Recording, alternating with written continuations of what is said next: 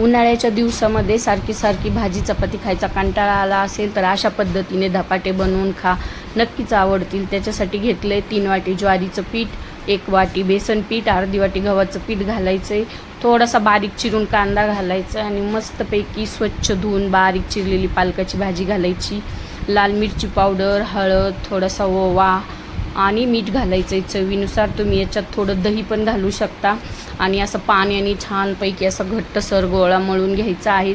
जास्त घट्ट पण नाही आणि पातळ नाही, मिडियम असा मळून घ्यायचा आहे आणि आपल्या कॉटनच्या कपड्याला ओलं करायचं आहे। त्याच्यावरती असे छानपैकी धपाटे थापून घ्यायचे आहेत। त्याच्यावरती जास्त असे बोटं नाही उमटले पाहिजे, थोडं तळ हाताने पण त्याला प्रेस करायचं आहे नंतर आणि त्याच्यामध्ये हलकंसं एक छिद्र करून याला तव्यावरती छान तेल सोडून भाजून घ्यायचं आहे। हे तुम्ही दह्यासोबत किंवा कढीसोबत पण खाऊ शकता, एकदम टेस्टी आणि खमंग लागतात। नक्की बनवून बघा।